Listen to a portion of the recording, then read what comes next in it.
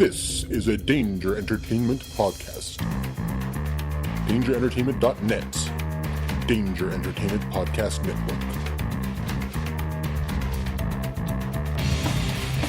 Hey everybody, this is Brian. And this is Tony. From the Salty Language Podcast. Part of Podgods Network. Check us out at saltylanguage.com.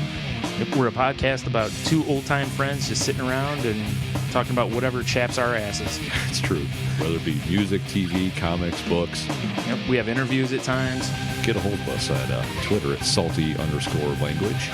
And again, go to saltylanguage.com for all of our other links. So I guess have a beer, you'll be fine. And stay salty.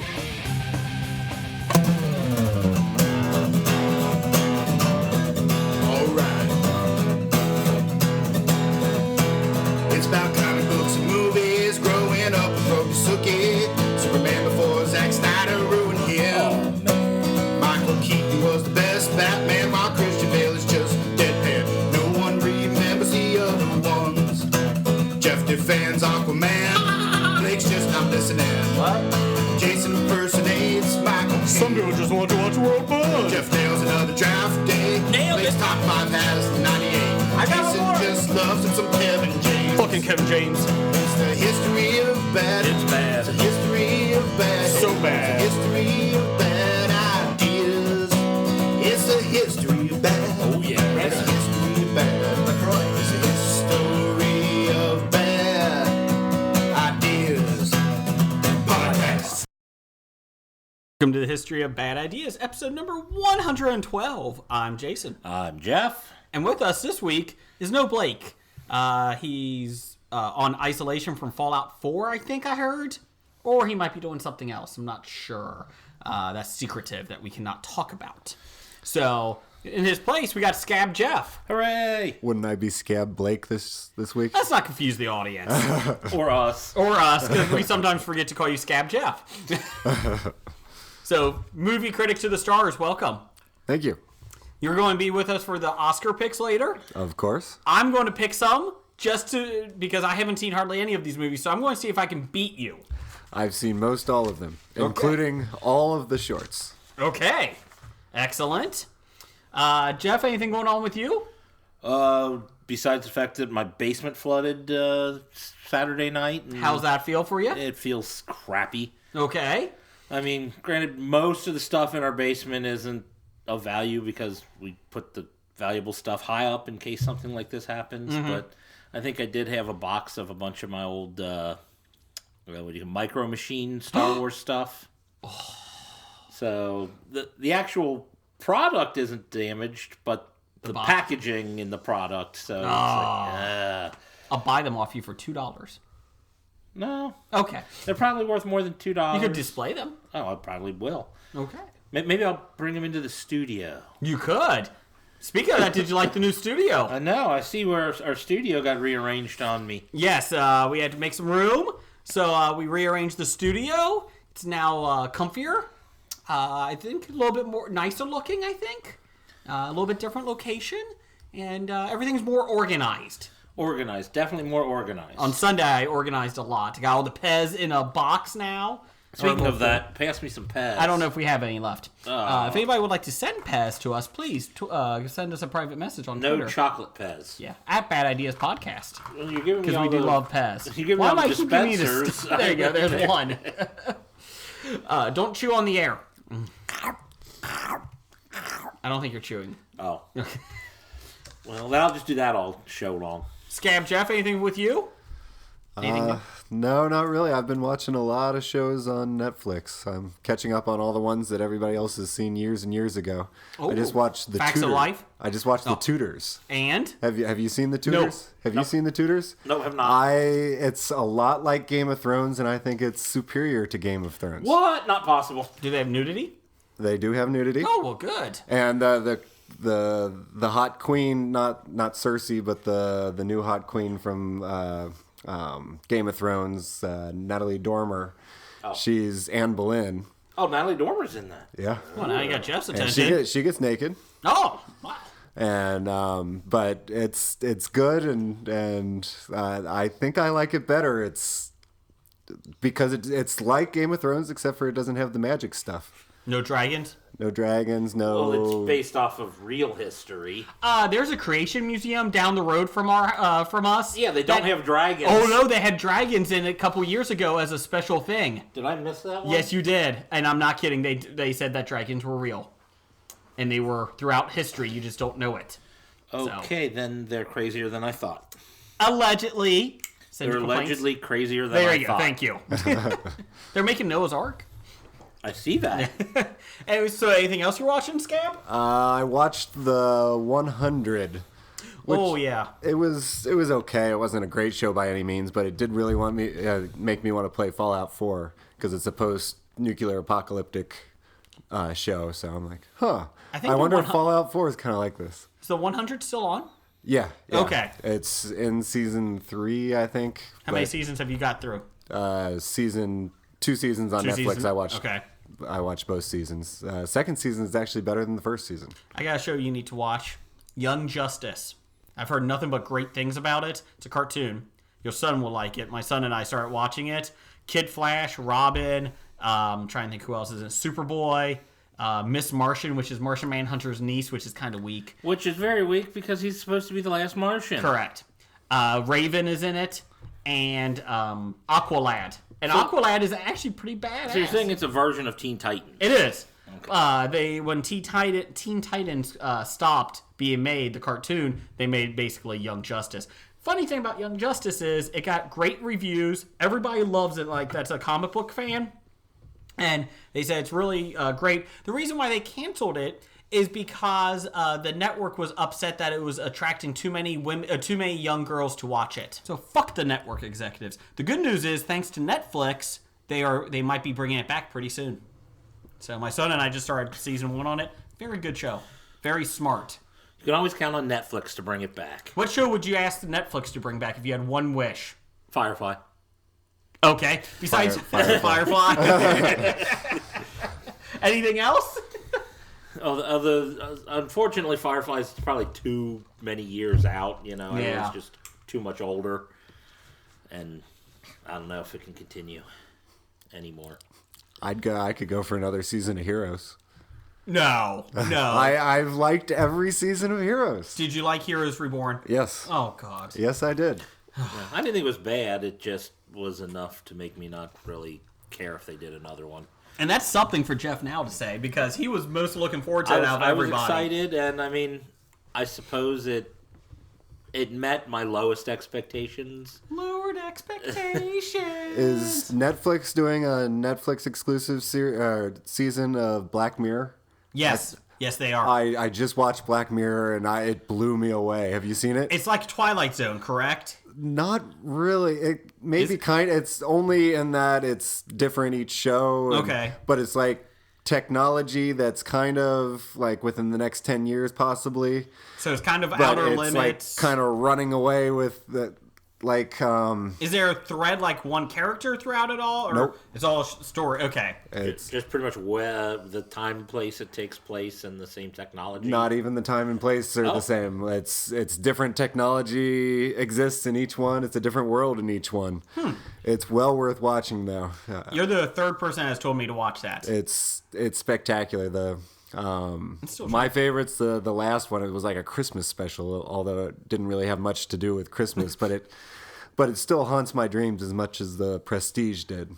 Oh. In the same way that the Prestige did, kind of. The Prestige is not scary. That's one of the scariest, most disturbing. It was on my top 5 most disturbing. I know, and I don't get it. It has John Hamm in it. He's like the main character In in Black that one. Mirror? No, just The that Christmas one? Just in that episode. It's all different characters Okay. throughout all of them. But you won't regret it watching the first episode. The first episode is you're watching it and you're like, that's not gonna happen. Oh my God, it's happening. Type of thing. And Is it more disturbing than Serbian film? it's no. I think we've set the bar that the most disturbing thing ever was Serbian film. Okay. Please, if you're listening, please do not check the Serbian film out. Ever. I've been watching a bunch of British shows on Netflix. I'm almost done with what's it called? Broadchurch. Yes.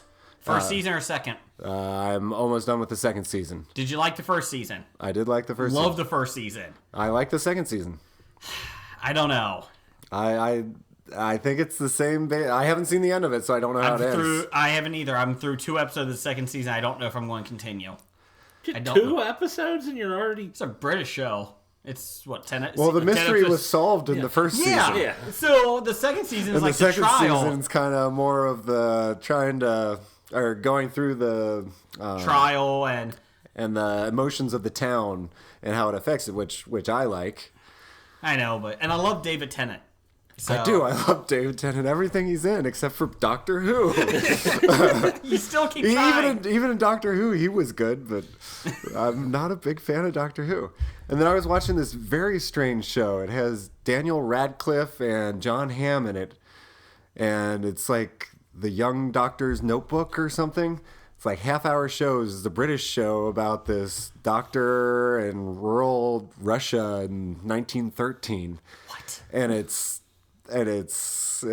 very strange. I'm trying to think of a way to explain it, but there's sex and violence and between John Hamm and Daniel Radcliffe. No, okay. It's just Daniel Radcliffe having sex, which is weird to see. Period.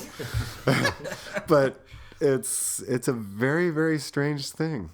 It's half-hour shows, so it doesn't take much out of your day. I'd watch an episode or two. It's comedy. Have you hit the part of Netflix saying you've seen everything? We have nothing left. Why are you watching about 1913 Russian doctor? There was a category for British TV shows, and every British TV show except Doctor Who that I've seen has been pretty great.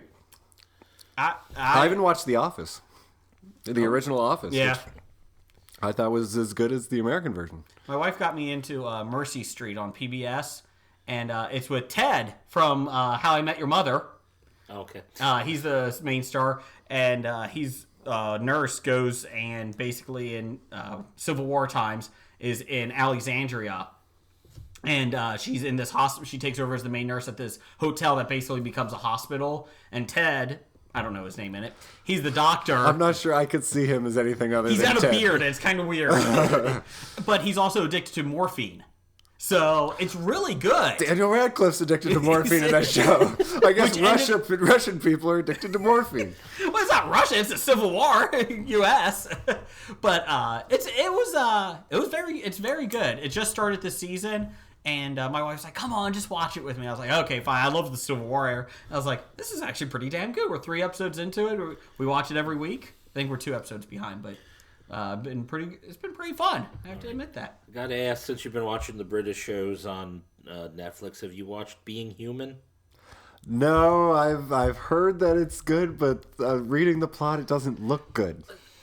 It's better than the plot makes it feel. And you watch the British version, not the American version. But it's one I liked, so I recommend. Okay, I will try that one next.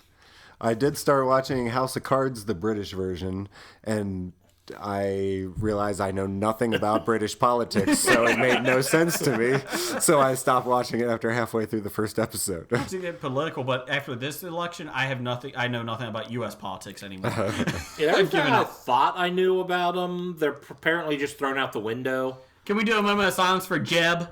Jeb Bush is gone. I don't think we need to be silent for Oh, that. okay. He was. I will say Stephen Colbert has been doing great. Oh, Every time they drop out, somebody drops out, he does the hunger for power. Hunger for power games. And he dresses up as Stanley Tucci's character and basically sends them a boat, whoever it is. He did Jeb last night. I saw Jebs. He threw the turtle down the toilet. So here we go. Some quick casting news. Just came out. Powers, the NBC comedy we talked about a couple months ago, about this taking place in a superhero world, DC's universe, but it's about the insurance company that has to insure everything. Was it DC or Marvel? DC. Oh, okay. Vanessa Hudgens. What's her name? Hudgens. Thank you. She's the main female actress in it. No, She's another one of Disney those people. Yes. She's another one of those people that I can't tell the difference between her and Selena Gomez. Like, I can't tell the difference between Ted from The Office and Chuck from Chuck. Selena Gomez and Vanessa Hudgens are the same way. They look exactly the same to me. I don't disagree with you on that. She signed on for Powers. Today, Danny Pudi from Community signed on. And I'm intrigued now. Who's she in Community? Abed? Oh. And to make it even better, Alan Tudyk has signed on. Oh. Wash. There's no R in his name. Wash from Firefly. He has now picked up. So they said it will probably get picked up more than likely just because NBC has nothing else. So Yeah, they need something to replace Heroes Reborn. And Christina Kirk from A to Z and Manhattan, both shows that ended pretty quickly. Yeah. She's in it too. Yeah, I wouldn't advertise that. This person who's been in 2 very short-lived shows is now in this one. Did you see A to Z? No, I never That did. was the one with Katie Sagal narrated. Oh, I didn't know she was narrating it. I saw like 2 episodes. It was of it. not good. It actually, the idea behind it intrigued me, but I think it was already dead before it started that I never wanted to even get into it. Once the narration started, it was like, oh, is this How I Met Your Mother? It wasn't, but it was kind of similar as like, oh, okay. So that's your news. Let's get into some listener feedback. Or unless we got any other stories, what other story you I got? don't know if maybe you wanted to talk about how this weekend we did the escape room. We did. Also called a breakout room sometimes throughout the country. Jeff and I and my wife, your sister, and a couple of our other friends did it. And your brother did too, who's been on the show. It was a fun time.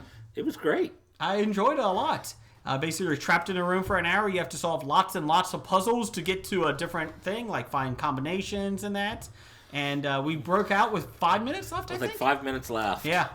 It would have been nice if maybe the rope was in the room where it was supposed to be. There was a big clue that you were supposed to take the rope and see what time it says on the thing. It was a big question. The rope was tied around a clock, and you had to check the time on the clock. Well, whoever was in the room last, they didn't put the rope back. So whoever set it up. So we're like, we don't know where that fucking rope is. So they gave us a free clue, thankfully. Well, first they gave us a clue on, and they said, well, look for the rope around there. And we're like, spent 5 more minutes looking for the rope. It's like, there is no rope. And they're like, okay, the answer is this. And we're like, I just wasted 5 minutes of our time. It was a good time, though. I would definitely do I it think there again. was supposed to be a cookie or something that we didn't see either. A fortune cookie? Yeah. It was a good time, though. Jeff almost ran through a bookcase. What do you mean almost? You did run through a bookcase. It was like the old Wile E. Coyote outline. But it was a good time. It was a fun time. I was kind of surprised by it. I was kind of worried about it. But the team, all of us worked pretty well together. There is a Halloween version. Oh, yeah? Not at that place. There was one up north a little bit. Still in Cincinnati. They have a zombie tied to the room. And every 5 minutes, the zombie's chain gets a little bit longer. And you have 60 minutes to get through, or the zombie gets full reign. And if you get close enough, he can bite you, and you're eliminated from the room. I like that. Interesting. I think that would be kind of fun for Halloween. Can I bring a bat to smack the zombie with? The guys running it come in. What happened? Well, I killed him. I bashed his head in. It's a zombie. What do you think I'm fucking doing? Speaking of zombies, saw Walking Dead this week. I don't know if you guys are caught up. That's fine. Let me talk to the people here on Slow Jams. Let me explain to you that it was a great episode. Loved it. It was humorous. And Rick and Daryl are awesome. The best part is Jesus showed up. Jesus. And it was a good episode. Last week's episode was pretty intense. This one was a little bit less. It was a little bit more fun. I had a big issue. They found this truck full of supplies, and Jesus was trying to take it from them. He falls off the truck because he was on top of the roof. And instead of just letting him go, fuck it, they're in the middle of nowhere and going back to their base, so they have a truck full of supplies. No, they tried to run him over, and eventually, after a long fight, the truck goes into the pond and nobody gets it. Why? Why would you do that? That's idiotic. See, you said it was a good episode, and then you That was the last part. That was the last. I mean, I had heard what happened, and I went, and I'm supposed to be watching this show? It's a good show. It So was when a the fun characters episode. are too stupid don't for get self-preservation? that. Yeah. So that was my big issue. So, but there you go. There's your. But I heard Rick and Michonne got it on. Boom, chicky, boom, boom. Boom, chicky, boom, boom. So he decided to stop going after the stupid women who keep dying. Yes, and go with the badass woman. So, speaking of that, did you see our good chaps at 365 Flicks Pocket? 366. 365 plus one. Sorry, Flicks Podcast are doing a live podcast show on Tuesdays? No, Mondays. Sorry. Recapping Walking Dead. So, good job, guys. Chris, I saw that and I would listen if I watched Walking Dead. Maybe I'll just listen to that and then I'll know what happened in the show. You probably could. So, good job, guys. Keep it up. So, but anyway, so that's all I got. Anything with you, Jeff? I think that's it. Okay. Let's go to listener feedback. All right, let's.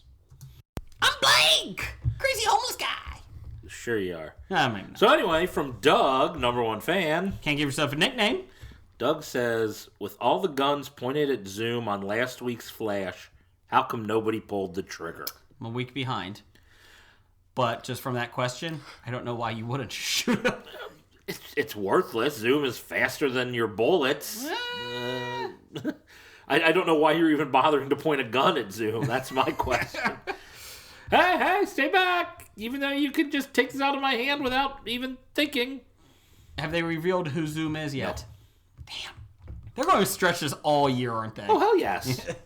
Anyone have any clue?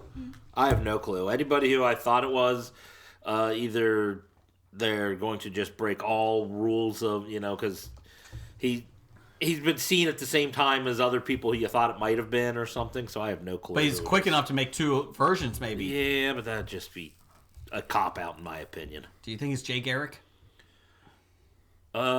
Based off of the end of the last episode, no. Okay. Jeff, do you watch it, Scab Jeff? I've seen the seasons on Netflix. So do you like it? I do like Flash. Okay. It's really fun. I did not expect them to have, Gorilla Grodd in it, King Shark, any of those guys. So I'll give them props for it. I think King Shark is back in next episode. Yes, he is. Tonight's yes, episode. He is. Da-da. They have the spoof on Jaws in the commercial. The CGI in Flash looks a whole lot better than the CGI in Castle when they went to Paris. Does anybody remember that?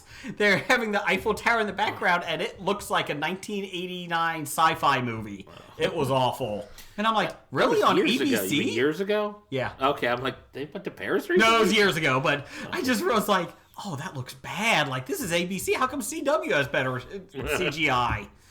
Sorry, that's just my thing. So, I don't know why they didn't shoot him. So your go-to for bad CGI is an episode of Castle from a few years back? I don't want to do Sharkzilla because you're on it, so, you're the tech advisor, so I don't want to mock Sharkzilla. That's Sharknado. Whatever. Just lost Sharknado. Well, maybe I did install it. I just want Tara Reid to come on our show. Her and her lopsided boobs. Didn't she get them fixed? She should be fixed. Now she won't. Come on. We got Ian Ziering. I've given up on Tara. Apparently, we might be able to get Vivica A. Fox because she was in Sharknado 2. We could get her. I saw she was on the Celebrity Name game show with Craig Ferguson hosts. Mm-hmm. She was one of the celebrities. And in the intro, he's like, oh, you can see her in this and this and Sharknado 2. And he stops before she even comes out. And they look down the hall and he goes, really? Sharknado 2? That's what you want to go with? And then she came out defending Sharknado 2. It made me money. Go ahead, Jeff. Doug also wants to know, even for free... I'm sorry, it's a statement, not a question. Okay. Even for free, don't watch Sin City 2. They had free movie channels on DirecTV and saw it. Don't know if it was worse than Lucy, though. I Love Lucy or the Scarlett Johansson? I think he means the Scarlett Johansson movie, which I haven't seen that one, but from my understanding, it's like the advertisement for the type of movie it was completely different from what it was. They showed all the action in the previews, and the rest of it was no action. Oh, well, that's great. So if you want an action movie, don't see Lucy. Okay. But apparently, if you want a psychological thriller, it might be okay. But it wasn't. It wasn't okay. Scab Jeff says no. I didn't see Sin City 2, though. Did you see Sin City 2? No, we discussed that nobody in last America did. We were discussing that last Doug. week, and we said for free we'd watch it. He's telling us it's not even worth it for free. Speaking of last week, big shout out to Brian and Tony from Salty Language. Yes, thanks again, chaps. Yes. It was a fun episode last week, so. It was hammy. It was very hammy. We talked a lot about Rebel Wilson, Scab Jeff's favorite actress. So, moving on. Which one's that again? She's She's the one. Okay, yeah. not the one that shits in a sink. Sorry, I had to put it in there. Blake wasn't here, so. I do have a question from the Pop Culture Cafe. We got on the fly Twitter here. Okay, let's hear it. Bad ideas. Hey, you still watching The Walking Dead, or has it become too boring or depressing to watch? Well, we all know Scab Jeff is out of it because they killed T-Dog. Yes, that was very sad. I watch it when it's on Netflix, so I'm caught up on Netflix. But that puts me like a season and a half behind, or a season and a couple episodes behind now. Well, my cable company finally caught on that even though I didn't have the channel, it was still DVRing it. Oh, really? They did an update and it screwed it out. Oh. So now I'm buying the episodes. Oh, crap. I love it that much. Even my wife's like, I know you like it, just do it. So we're still saving tons of money. How much is a season pass? Season pass is $40 for 18 episodes. Ooh. So That's kind of a lot. it is, but I really love it, and it's one of the shows. Sons of Anarchy is no longer on. There's not many shows that I watch right when they come out. So I had to do Walking Dead. It's okay. So damn you, cable company! How dare you find out? How dare you realize you've been giving us stuff for free all this time? Damn it! No Talking Dead, no Comic Book Man. Now, was it just the stuff that you were DVRing before you switched and went down? Or could you have put your DVR? No. Okay. It was just everything I was taping when I had regular cable. When I cut back to the 10 channels, the network channels, it kept whatever I was DVRing on any channel. And I was like, well, if I would have known this, I would just start going through and taping everything. But yeah, so it was taping The Walking Dead. It's okay. No, it's too bad. Best part is, did you see the FCC has granted, it's not official yet, but they have authorized that Roku sets, Apple TV sets, Amazon Fire sets, and something else, whatever else is out there, you can now, or it's soon, probably in the next 2 years, year to 2 years, you can now stream cable from them directly. You will no longer need to rent the boxes from the cable companies. Yeah, Time Warner, I suppose, this past a couple weeks sent out a thing saying that, if you had, if you were bypassing a box and just going straight to a television, well, now you have to get the box. Yes. And it's like, really? That sucks. Because, I don't want to pay for 4 boxes when, just in my bedroom when I just want to watch something as I'm falling asleep. I'm not putting a box, paying, $10 a month for a box. Mm-hmm. But now, you get for a year, you get the box for free, but then after that, they'll start charging. So we'll have to figure out how we want to get our television in the future. Well, even the FCC has said that there's no reason why they should be renting these boxes out. With everything, as it is now, they said there's no reason for it. So that's awesome that the FCC said, no, this is fucking bullshit. So, but yeah, pop culture, I do watch it. So there you go. Morris, he just waits till Netflix. Jeff is 5 seasons behind. So okay, on the 5th season? 6th season. Okay. 6 seasons behind. 5.5 seasons. Sorry. Well... a lot more than 5 3/4. I was in the halfway through the 2nd episode, I think, when I stopped watching. Negan is coming. Anyways, go ahead. Okay. Moving on. Pam Morris. Pam. Cousin Pam? How can Oliver and Felicity marry since she's married to Nyssa? This is a Arrow question. I've got 2 answers for this. One, I don't think Oliver and Nyssa ever consummated their marriage. Oh, it was like the Princess Bride? Yeah. Okay. And 2, I don't think legally in the United States they recognize the League of Assassin weddings as a legal marriage. So those are my 2 answers. Okay. The movie Brooklyn that's up for Best Picture Oscar, Felicity's in that. And the entire movie, I was looking at her and I couldn't place who she was. I'm like, I know who this person is, but I cannot place who she was. And then after the movie, my stepdaughter was like, that was Felicity from Arrow. Oh, it would have made the movie so much better if I'd just known that at the beginning. So I wasn't thinking, who is this person the entire time I watched the movie. That is always annoying when you're trying to figure out where you know the actor from. And it was one that was so obvious that I just couldn't come up with it. You need to watch 400 Days. Jeff linked a trailer to it. Oh, that one. Okay. Yeah. I'm like, why is that not familiar? Dane Cook's in it, so don't hold that movie against it. It's on Amazon. Amazon Prime? Prime. Do you have Amazon Prime? I do not. Okay, well maybe you won't watch it just yet. But about 4 astronauts that go down a chute, basically, like a self-sustaining. It's kind of like an experiment to see, if they can live in a confined space during a travel.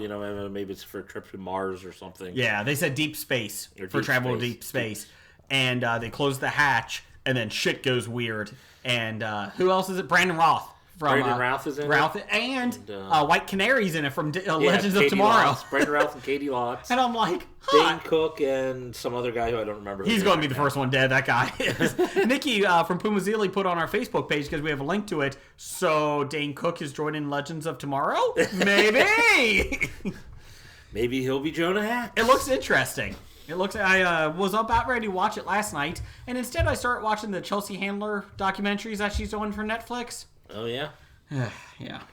Regret that? Yeah, I like Chelsea. I really did, but I don't know. Her shtick has gotten old. Yeah, I'm not digging it anymore. Well, what type of documentary is she The doing? first one I saw was on marriage, and that was basically her for an hour and a half just mocking what marriage is while talking to other people and that. And it's like, well, yeah, but it's not for you, but it may be for someone. I don't know. Just the way I'll mock what marriage is. Well, that's fine, but it was just kind of weird the way she did it. And then last night, the other one I watched was about racism, which was kind of funny. Like, she went to the Deep South and was talking to people, and like she was going all over the country, and it was actually very kind of educational, like just seeing the different aspects. But like when she went to the South and when she went to Alabama, it was like she was picking at, like, making sarcastic jokes to these people. And really a comedian, but it was like the West Coast? low-hanging fruit. Yeah. And it was like, that's too easy. You're better than that. Oh, she isn't. I would hope that she would be better than it. And it was kind of like, it was funny. No, you've watched her show. You know she's not better than I low-hanging know, but fruit. I try. I was hoping. So. What percentage of the people in Alabama do you think you're smarter than? I'm not going to answer that. Because we love our Alabama fans. I'm talking deep, deep South. That's Alabama. How deeper south than Alabama do you Mississippi. get? They're kind of same. Can we not insult every state? I just did Alabama. I wasn't going to Mississippi. Alabama? No, we got some listeners in Alabama. Let's just be nice. Well, they might be Alabama. in the ones that are more intelligent. I'm sure they are. They Well, listen see, to our show. The problem with the people in Alabama Oh, is God, they let's cheer. let's do They the cheer process. for University of Alabama sports. So that obviously shows that they have some sort of mental disability. Send your complaints to Jeff at Graphic Novice. Dan Zisco at Dan Zisco asks, getting caught up on your show, I too have had mozzarella sticks with no cheese from McDonald's. See, the one time I had cheese, so I can't complain.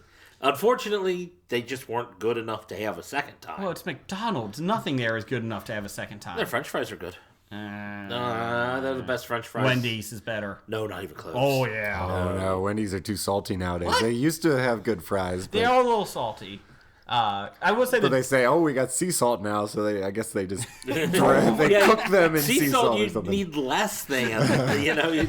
You put on a third amount of salt when you get sea salt is what you're I supposed think to the do. quarter pounder is okay at McDonald's. Okay, that's their burger, which... That's okay. And the chicken nuggets, that's about it.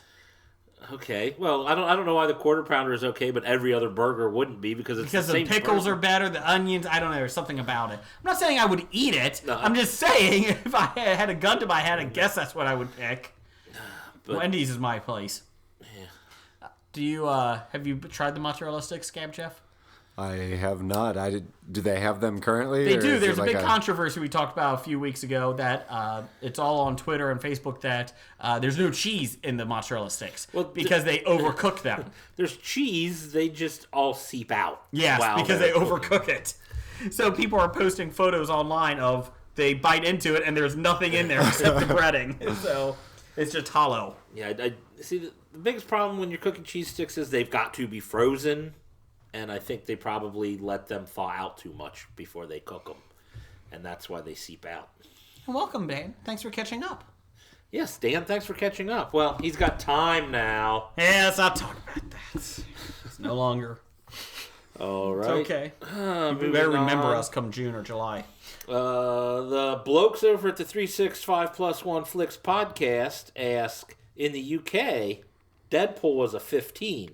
So why such a strong rating in the US? I don't understand what that means. 15 is no one under 15 is allowed to see it. Well, that seems harsher in the UK than the US. Well, US is R, no one under 17. Without an adult. You could have an adult and Oh. It's not an NC-17, which is the harsh rating. I think Deadpool was 15 with an adult. You could bring an adult, though. Well, because those are our ratings, it's 13 or 17. There is no 15 rating, so... I don't know. I'm just telling you. I'm answering his question. Again, we talked about it last time. What age do you think it's, I was thinking about... I wouldn't have a problem for most 15-year-olds, but that's Yeah. about the lower limit. I would do 14 or 15. I could see that. I think it depends on the kid. Yeah, but which is why it's rated R. Yeah. It's up to the parent to figure that out. Mm-hmm. Granted, one lower than 14, I would say no. Yeah, and I wasn't offended by anything, but it is a lot of gore, a lot of cussing. Yeah. Well, it's very everything is adult. Every reason that they would rate a movie R Yes. is in the movie. Yes. I mean, the biggest surprise is, it's closer to an NC-17 than it is to PG-13. Yeah, I would have I would have taken some porn in it. They pretty much... I think they had to make a couple of snippets so it wouldn't be NC-17. They had to cut Elizabeth Berkley out of the dance club. Yes. I'm so excited! I just can't stop! Was she supposed to be one of the strippers? Do you Sure, know? why not? Oh, no, Lisa Turtle was. Oh, that's Lark why. Voorhees. There's been a Lark Voorhees sighting. Take a drink! So, keep going, though. We got responses on Deadpool. Pumazili responded, Deadpool was R16 in New Zealand. Not bringing kids under 16 even with a parent. The lower option is R13, which is too low in her opinion. I agree. 14 to 15 is okay depending on the kid. She agrees with us. There we go. Thank you, That's Nikki. why we like you, Nikki. If you're from another country and you listen because we know you're out there, let us know what the rating was. I'm kind of intrigued by that. Yeah, if you could let us know what the rating in your country and what it stands for, and if you think it was appropriate for the movie. Doug at Number One Fan just tweeted us, we just missed the unmasking of Zoom. Well, I know what I'm watching tomorrow at work. Damn it! So when you hear this, you probably know who Zoom is, but when we recorded it, we didn't. No! Okay. That surprised me. I thought they'd gone for at least another month. He could be bullshitting us. Oh, it's probably a fake thing, like in the Dark Knight when it really wasn't, Batman. You think? Unmasked or something, or I don't know. I don't know the context in which Zoom was unmasked. Okay. Well, at least he didn't ruin for us who it actually was. Well, thank you for that, Doug. All right. Dev at Real Big Dev, responding to our top 5 from last week. Comics that should be made into movies / TV shows. Number 5, Southern Bastards. Number 4, Saga. Number 3, Why the Last Man. Number 2, Superior Foes of SP. Spider-Man. SP is Spider-Man? Wouldn't that be SM? I don't know. I had number 1, Big Man Plans. They talk about Big Man a lot. I think it was number 1. It won the floppy. It won the floppy for best comic book of last year. So, if that doesn't show that it's a movie in the making, I don't know what is. I know. I mean, a matter of fact, they just need to say floppy award-winning Big Man Plans. Yes. Kind of like Nickel. He's a half a floppy. Well, he's a floppy and a half. Yeah. Oh, that's right. He's floppy and a half. And then some. Is this the foot long? And then some. Thank you, Bachelor Party. Bill Sweeney at Wicked Theory responded, Why and Bastards, both in active development at FX. I'm intrigued. I am too. Why? I would really like to see. Saga is one of those I've never read, but everybody says it's really good. And I know the basic premise in that. I've seen the art. Yeah. I would love to see that on. I've heard split things on Saga. People either love it or hate it. Yeah, I could see that. I've heard that too. I think a lot of people like the first 12 issues, and then it kind of was you split. I would like to see that. I think that could be fun. Yeah, I mean, there's nothing on his list that I will disagree with. Now, granted, I'm not completely 100% familiar with all of the properties, but from what I know of them, they probably could make good shows or movies. All right, moving on from Dr. Number One at Dr. Number One. Yes. Stan Lee thinks an Avengers/Star Wars crossover is possible. Is he nuts? Yes. Oh, yeah, there is no way Avengers, Star Wars, in any form of serious would be there. Maybe as a spoof of something you could do. Lego. Yeah. Lego. Yeah. If it's Lego, it's possible, but if you're trying to be serious, then you're in... No. Just no. I have something else. I guess you could put this in story time or listener feedback, but Doug, Number One fan, sent this over to us. Okay. It's about some fun facts, and Scab Jeff is on, so I thought I would bring it up. It's about Blockbuster Video. Blockbuster Video. Mental Floss had top 15 things you didn't know about Blockbuster. I'm not going through them all, but some fun ones. The company profited more from late fees than anything. No in surprise. 2000, $800 million of their total revenue, or 16%, was from late fees. Well, late fees cost them nothing. Correct. Or like all the other fees are worked in where, you pay so much to rent the movie. Well, that goes towards buying the things they rent out. But the late fee, here, just give us money because you held on to it too long. Most employees, starting in 1994, male employees were not allowed to have long hair or earrings. Yeah, I do remember that. I did not remember that. They're the first video store that actually put tapes behind their boxes. Did you know that? Major video store. Oh, okay. They got exclusive rights to some movies, including 1997's Lolita. I think I would not want exclusive rights to that one. I don't remember 1997's Lolita. Yeah. I remember the Stanley Kubrick one. Yeah, there's another one. Really? Yeah, look that up, Jeff. See who's in that one. 97's Lolita. This is the best part. They turned down Netflix. Oh, yeah, I knew that. In 2000, famously turned down Netflix. CEO Reed Hastings from Netflix went to Blockbuster in 2000, pitched the possibility of his company handling Blockbuster's online efforts. Blockbuster couldn't conceive at the time how Hastings could add any value to his successful enterprise. And according to Forbes, Hastings was laughed out of the room. But that was kind of funny. Let's see. They tried to buy Circuit City. Never saw any Blockbuster exclusive videos. Lolita? Well, I mean, like they made it, and like Netflix makes their original show. Blockbuster never made their own movies. And there's still a Blockbuster left. There's several stores. Several stores in Alaska that is still a Blockbuster. The news hasn't gotten to them yet. Won't they be disappointed? How come we haven't got any news from the corporate office lately? I don't know. What's going on? Hey, we just got Lolita in. Exclusive! They have the big poster on the front of a It's exclusive. Speaking of Lolita, starring Jeremy Irons and Humbert, Melanie Griffith, Frank Langella, Dominique Swain as Lolita, and other people. Frank Langella, is he chewing the scenery? Probably. He was good at that. They said it's $5 to rent a movie now in Alaska. New movies can be rented for $5, while catalog titles can be as low as 49 cents a day. The old ones. How much is the late fee? $87. But it's 16 feet of snow. I can't make it. But Redbox is like $1, isn't it? Yeah, but are Not they up there? Alaska. Not in Alaska? I don't know. Most popular titles of DVD are premium cable shows, since broadband service is expensive in Alaska. So there you go. So there's just some fun facts. Oh, and also, someone knows the title of the last movie ever rented at Blockbuster. Well, apparently there's not ever, because Blockbuster still exists. The non-Alaska ones. This is the end. The Seth Rogen film. And they have a receipt on it, too. So... I think they waited till it was done and said, now I'll rent this. Yeah. Found mainly I still have a rural Blockbuster movie at home.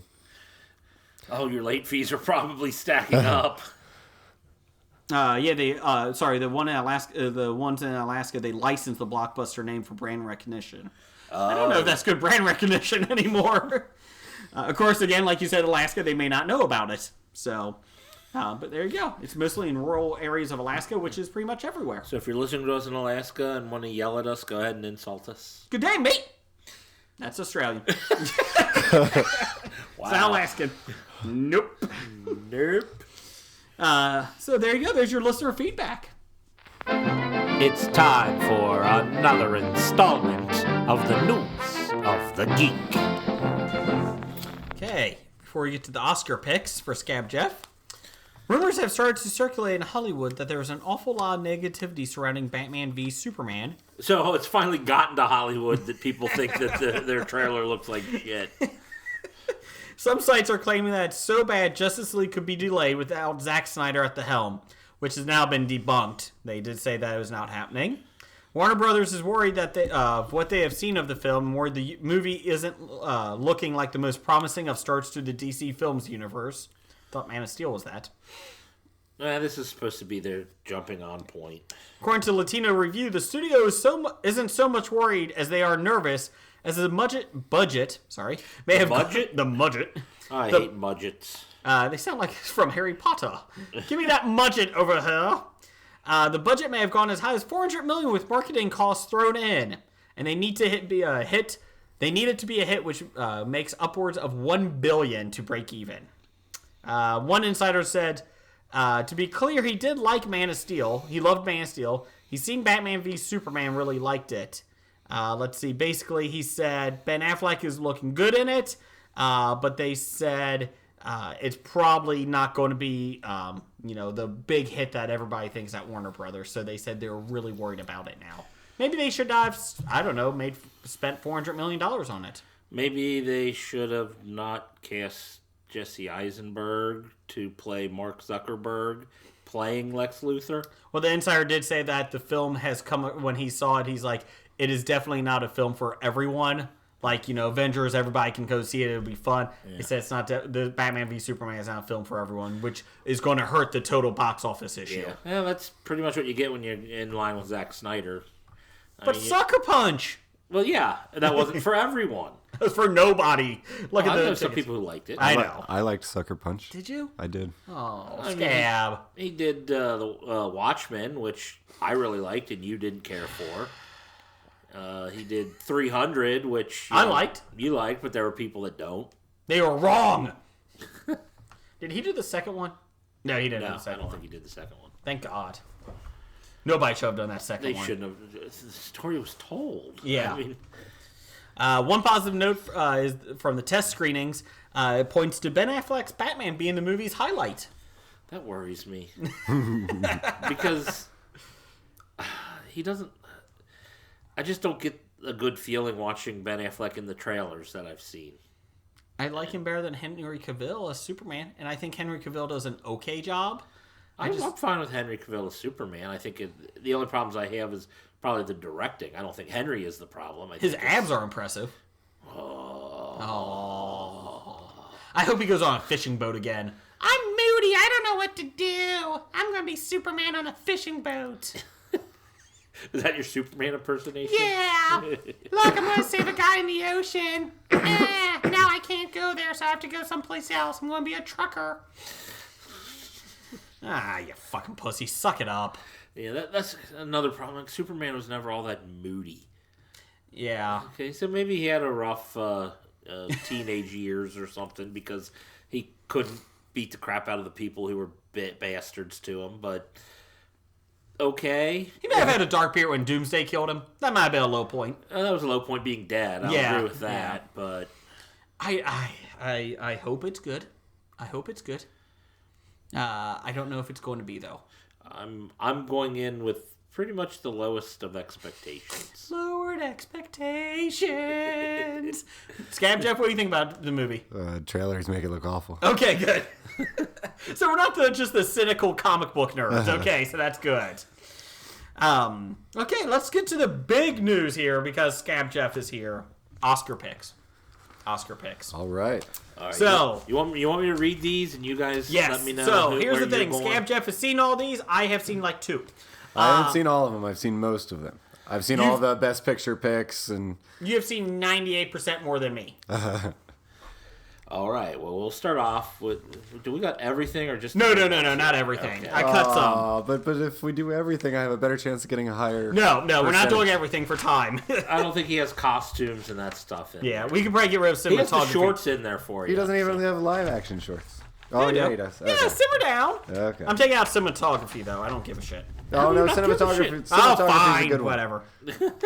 Okay, go ahead. Let's see. Let's go through this here. All right, we'll start. Oscar picks. Best Picture. We have, I suppose these are alphabetical. The Big Short, Bridge of Spies, Brooklyn, Mad Max: Fury Road, The Martian, The Revenant, Room, and Spotlight. What was your favorite film of the year of those that you've seen? I've seen all of these. Okay. Bridge of Spies was horrible. I'm not just saying that because it was Spielberg. You but hate it was, Spielberg. But it was truly, truly horrible, and it shocks me that is up there, and there are other movies that, like Carol isn't up there, The Danish Girl's not up there. They 100% deserve to be up there before Bridge of Spies. It was horrible. So you're saying Bridge of Spies is going to win? No, there is no chance the Bridge of Spies will win. I raised that. I see your point. Revenant, is that a D&D enemy? A Revenant? Is that like a? So I need to look up the definition of Revenant as Well, well. I think it's a D&D zombie. From my D&D days, I seem to remember Revenants. I'm going to have to look that up because that's not one that is familiar to me. Blake is the one that actually remembers that shit. So Well, I'll look that up. I'm going with Revenant. As your favorite or what you think will win? Oh, my favorite out of these. Ooh, Didn't you say Big Short was one of your favorites? Big Short was great. It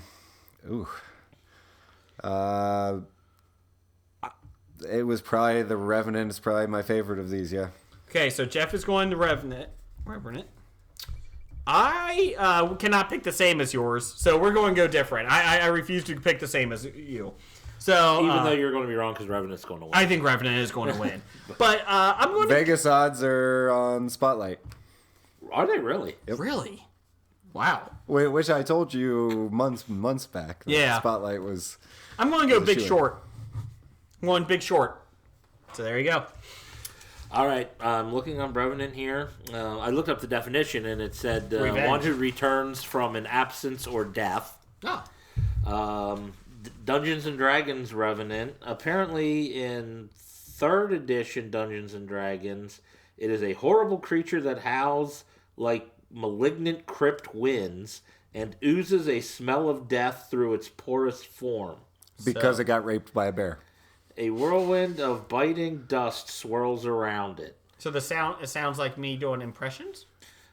But then apparently they went ahead and made Revenant a player character race in 4th edition. Which... Don't talk to Blake about 4th edition. No, 4th edition sucks. 5th edition, it's a race in 5th edition.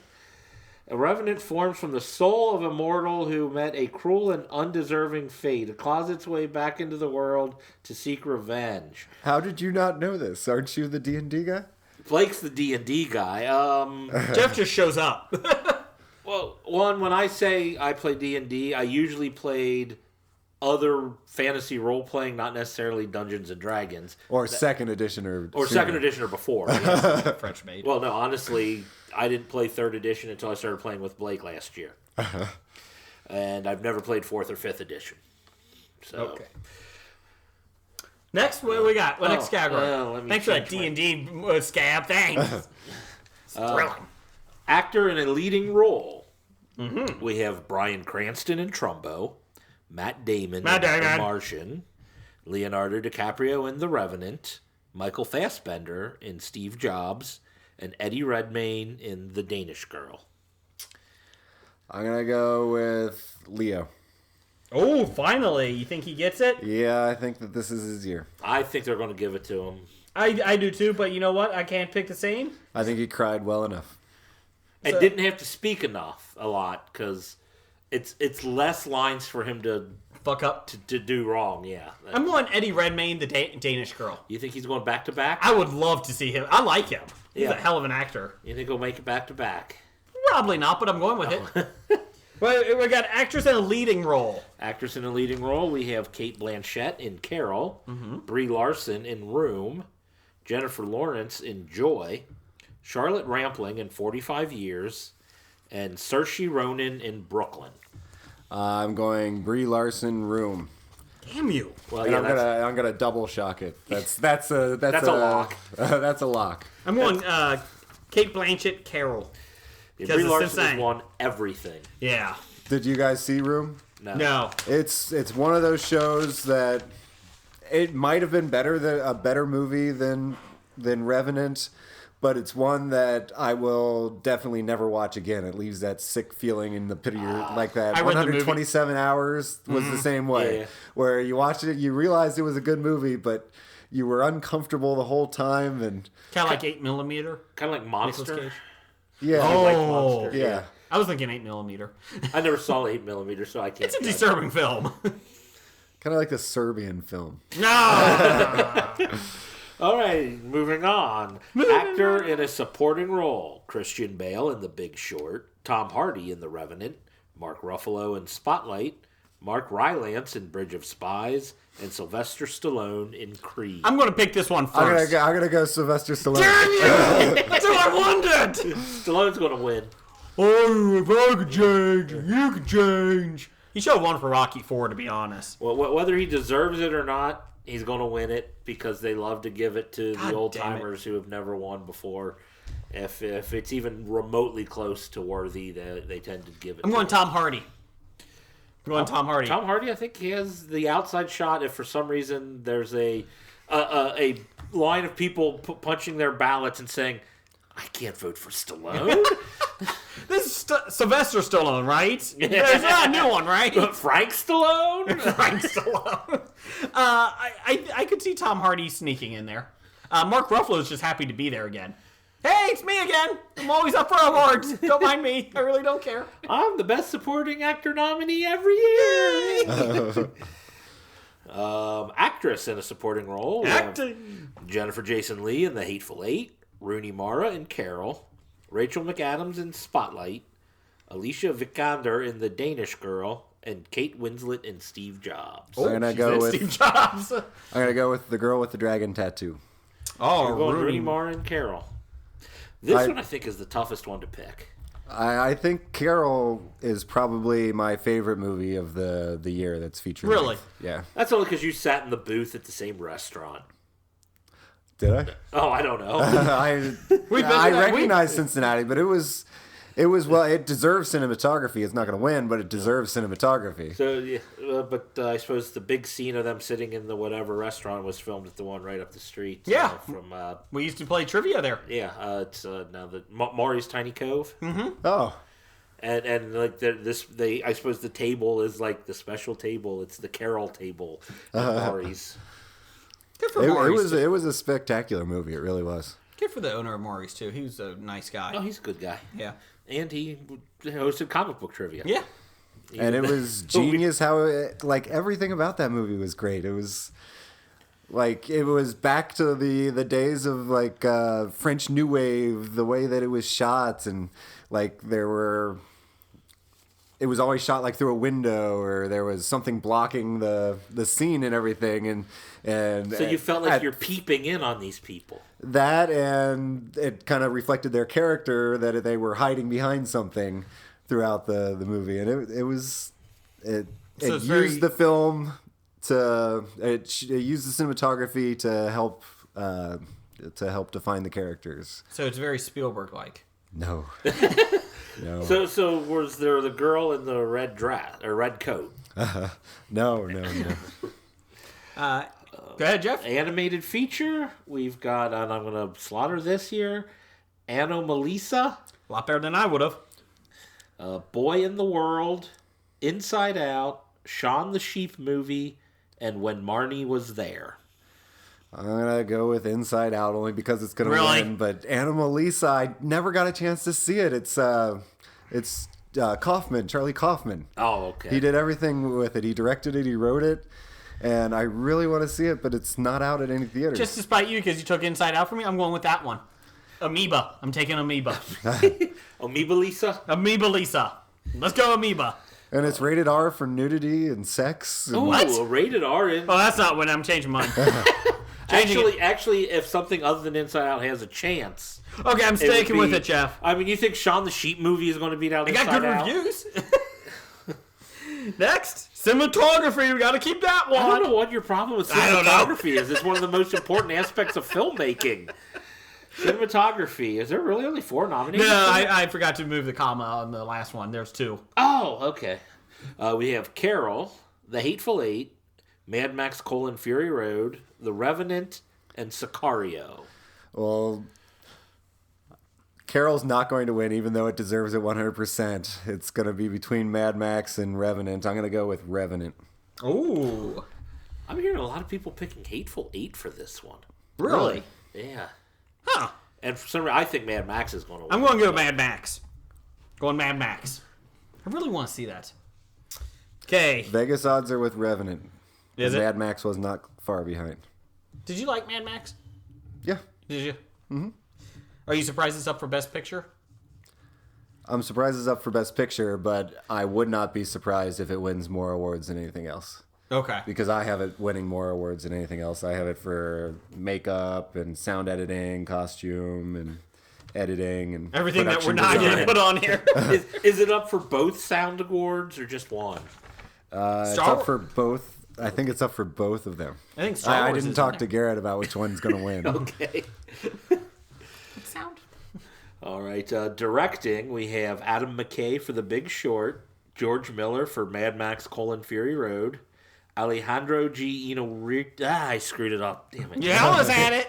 Inarritu for The Revenant, Lenny Abramson for Room, and Tom McCarthy for Spotlight. Ooh. You're going Revenant, aren't you? I'm going Revenant. Damn you. You think he'll go back to back? I think if it wins Best Picture, he'll win Best Director. He won for Gravity, right? Yes. No. Yeah. No.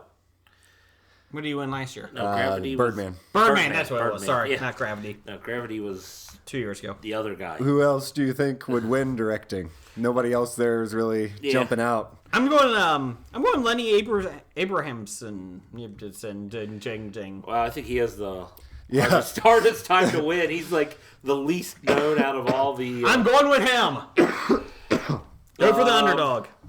I think George I've Miller. heard people saying they might lean George Miller, and That would have been my second choice. and an outside shot of Adam McKay since he directed something so unexpected from his past. I know, but I hate Adam McKay. I can't root for him. Can't.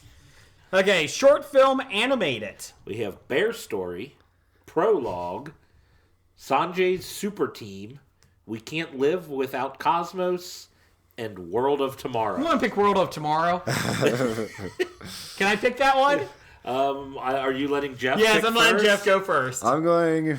Well, if you pick that one, I'll pick the one that's actually going to win. No, you pick yours. You pick your pick. I'm going to root for World of Tomorrow because I think that was the best thing that was made this year, period. And you said it was on Netflix, right? It is on Netflix. It's 15 minutes long. It is worth watching. It's I forget the guy's name who does it. Hirschfeld. He does these cartoons. He's up for Oscars every once in a while. He did one that's on YouTube. It won an Oscar a few years back called Rejected, which could be the funniest cartoon that I've ever seen. And this one is just it's about love and God and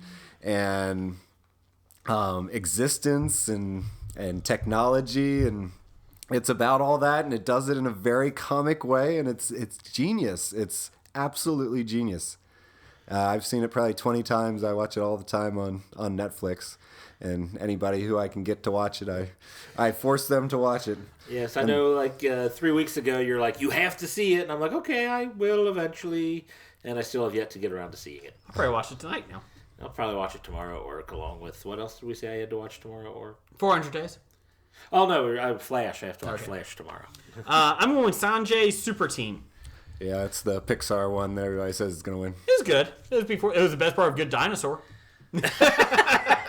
Was it Good Dinosaur? Yeah. I was thinking it was Inside Out, and, Nah, it was and everybody Good I asked Dinosaur. about Inside Out. Best part of Good Dinosaur was the short. The short. before. I thought that was the worst one out of all these. It was okay. I just think it's going to win because of Pixar. It will win, yeah. Short film live action, Jeff? All right, short film live action is Ave Maria, Day One, Everything Will Be Okay, parentheses, Alles wird gut, close parentheses, Shock, and Stutterer.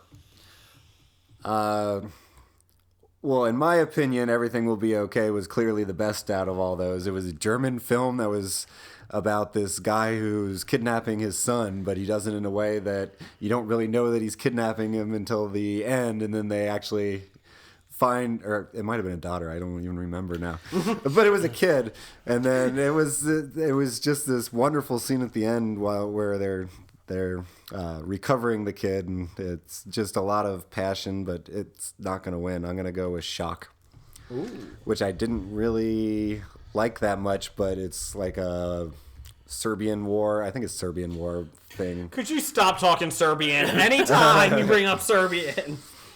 I'm going to go with Ave Maria. That can't win. I think that's favored to win. It's between that and Shock. A couple things that I looked at, it's between Ave Maria and I Shock. know nothing about it, but just because it bores me to tears whenever I hear someone sing like Jason. The only reason, well, everybody gets bored to tears when I sing. Actually, the only reason I'm picking it is just so I could do that. Really? I didn't know that. Maria. It just reminds me growing up in the Catholic Church too much.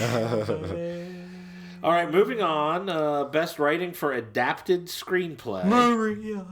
We have The Big Short, Brooklyn, Carol, The Martian, and Room. Adapted screenplay. What are you going with? I'm going to go with Big Short. Damn you, that was my pick. We're very similar on this. No one's picked Martian for anything yet. I'll pick The Martian. That was easy to convince. I don't even know why The Martian's up for Best Picture. It was good, but I don't understand why it was up for Best Picture. I don't get it. At least it wasn't up for Best Comedy. Oh, wait, it won that. And our last one we're picking here on this episode, Best Writing Original Screenplay. We have Bridge of Spies, Ex Machina, Inside Out, Spotlight, and Straight Outta Compton. What are you doing? I think this is the one Spotlight's going to win.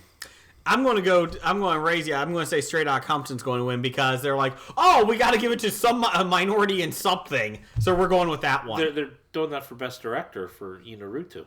Yeah, but... Matter of fact, the last 3 Best Directors are minorities. That's true. I'm not... I'm just... We got Inaruto. We got... I can't remember his name now for the space movie. Gravity. I can't remember his name. What was his name? Gravity. Okay.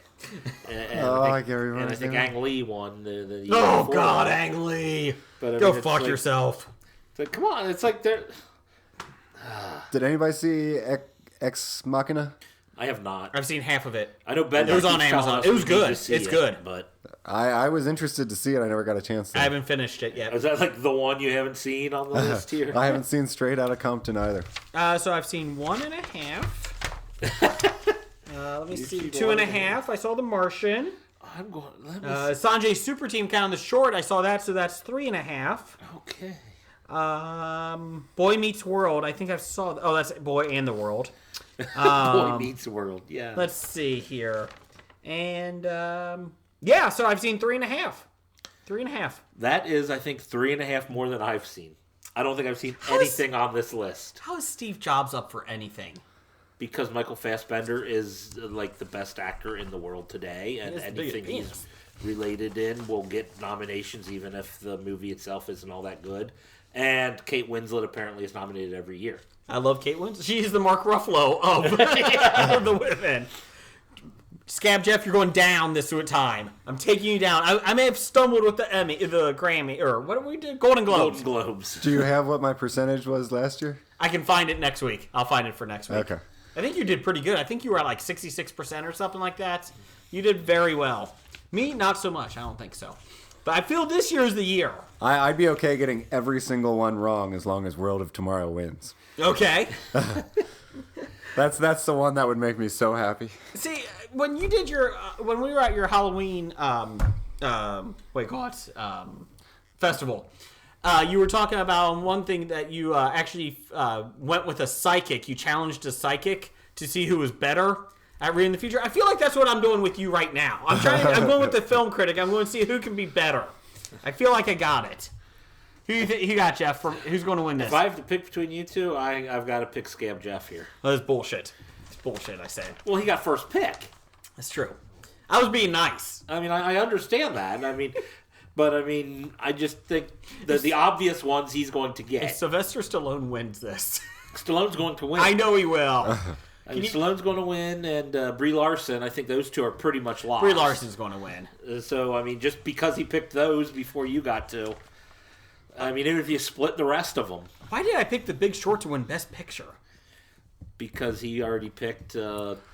Spotlight's favored. Really? Ugh.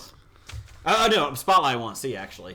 I want to see them all, except maybe Bridge of Spies. Thanks, Jeff. Oh, Bridge of Spies is horrible.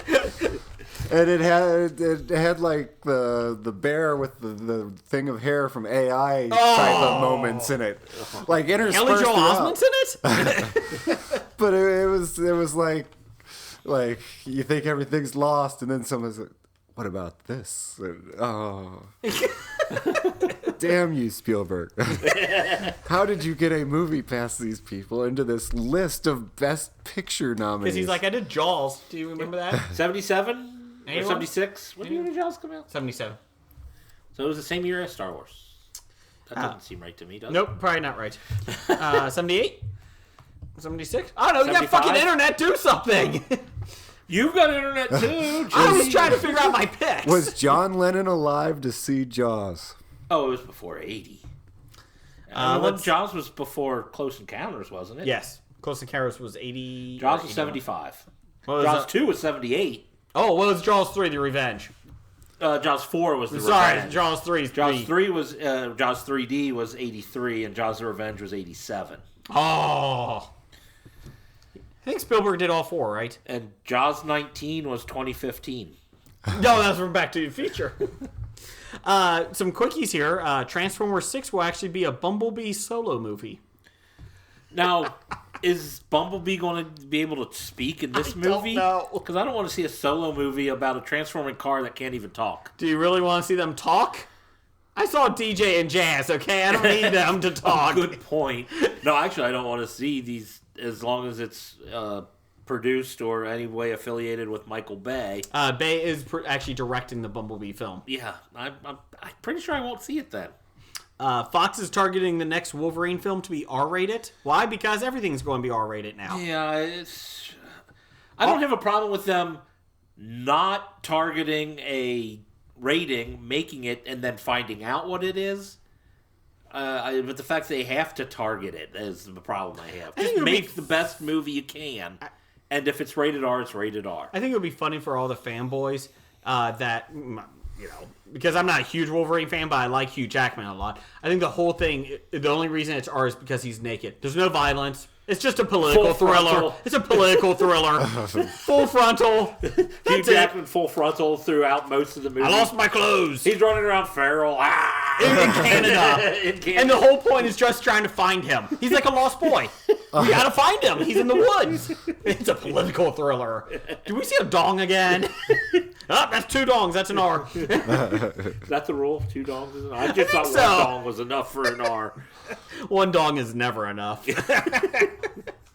I just got tweeted again from Doug at here, #1 fan. Batman Superman Dawn of Justice Ultimate Edition Blu-ray is rated R. The Blu-ray version. They already said. Yes. That means for sequences of violence. That means there's going to be more stuff in the non-theatrical release. Well, just Henry Cavill walking around without a suit. He's Dr. Manhattan. Henry Cavill dog. Hey, Batman, what's up? Oh my God, you have 6. You really are alien. Oh, wow. There's Lois. There's Kat. There's who else am I getting here? Jimmy, come on over. I'm filling you up. What just happened here? Apparently, Jason thinks Kryptonian physiology is 6 dogs. And he wants to we started raping Jimmy? He was looking. He had 6 dogs to get pleasured all at the same time. Jimmy was available. I mean, doesn't Jimmy pretty much say he'll do anything for You Clark got 2 orifices. Jimmy, come on over. at the same time? Why not? I'll show you my super penises. I'll show you my kryptonite rock. I don't even know what that means. I don't know, but it's going with it. Woo, moving on. So that's why it's R-rated.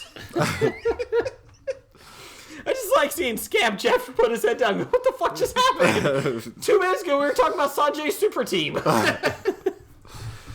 Moving on. Woo. It's time for Box Office Bombs. All right. Looks to be our current bomb is Zoolander 2. In 2 weeks, it has only made $23 million on a $50 million budget. Thank you, America. Thank you. I mean, it might... I liked the first one. Loved the first one.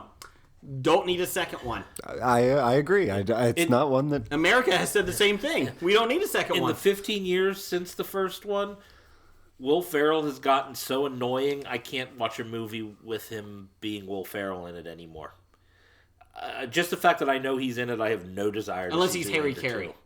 Lego movie. Ooh. Well, he wasn't being Will Ferrell in that. He was actually following a script, not just going off doing stupid My son voices. watched that the other day, again, for like the 100th time. And he hasn't watched it, though, in a while. And I watched the last half. I was like, it really was a good film. It was a funny film. And I can't believe you didn't see yourself as the evil Well, villain. you know, flattery. The guy who wants to glue his Legos together. I fucking hate Legos. Pointless. They're a building tool. And then you play with them. Oh, they fell apart. Oh, You God, build, you break them up, you build again. Stupid. They're building tools, building toys. It's a toy you use to build with. No, it's dumb. Moving on. What else we got? So we know, well, you'll never be an engineer. Oh, God. I don't think I'm going to go back to college for an engineer right now.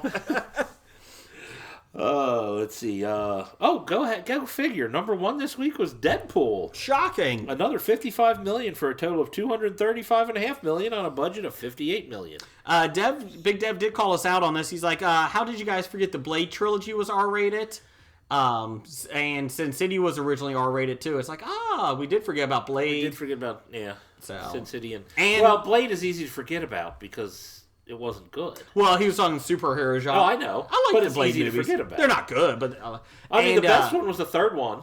I Only did like because the third Ryan one. Reynolds was in it. Yes. And he also said The Crow. I was like, I forgot about The Crow. I keep forgetting that's a comic book movie. I know.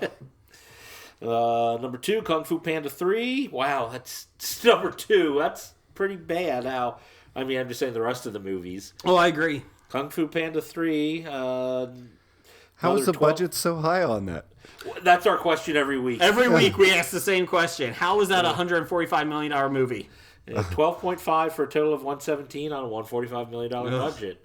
I mean, unless they don't mind losing at the box office to get it all back on video. Yeah.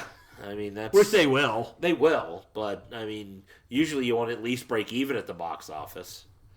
3, Risen, made $12 million in its opening weekend on a $20 million budget. He's risen! Is that the Jesus movie? That's the Jesus movie. The sequel to the Passion of the Christ.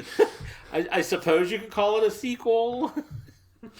It's based off of the same book.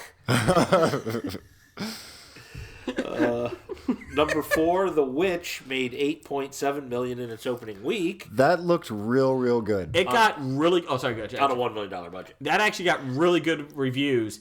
They said it is creepy as all hell. I saw a trailer for it, like at an art house movie theater, and I'm like, whoa, this looks real good. And then they said it was the Witch. I'm like, that's coming out to main theaters. Yeah, the director, I guess, has done other independent art house films, and this is his big one that kind of crept out. But I read the movie. I went to moviespoiler.net and read what the whole thing was about.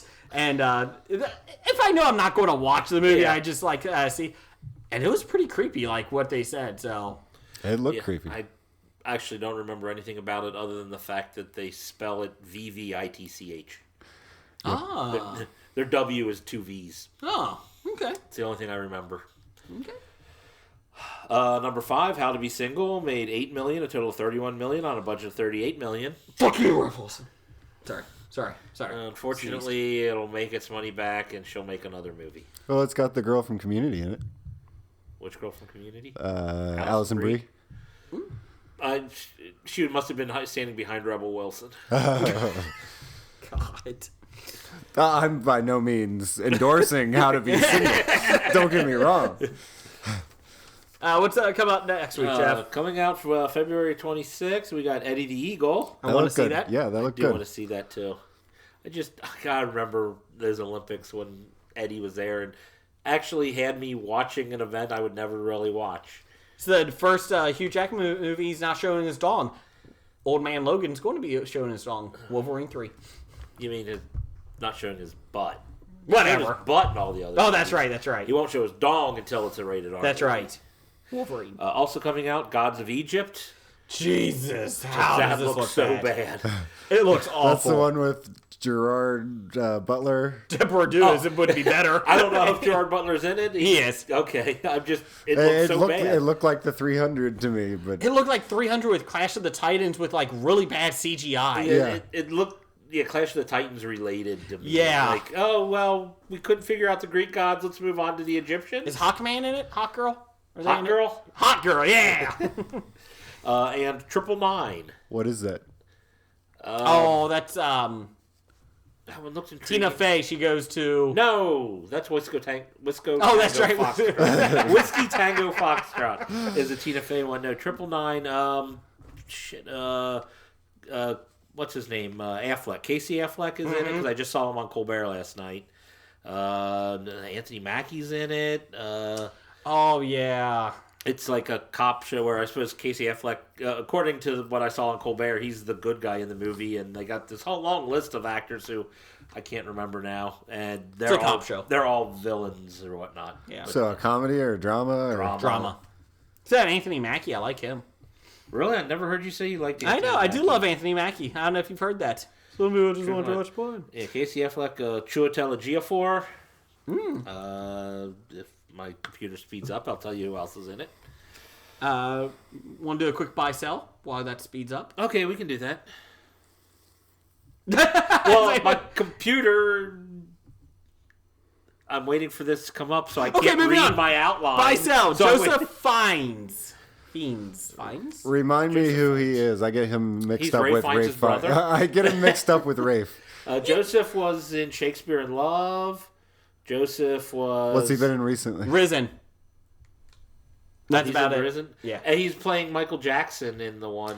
Yes, he is. So, I think I just saw a TV show with him in it.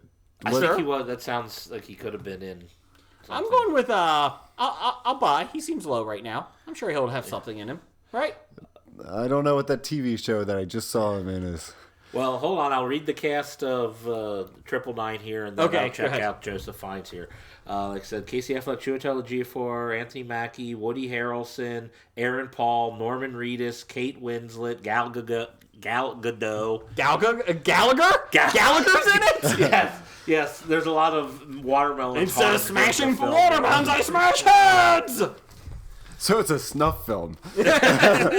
Apparently, according to Jason, it is.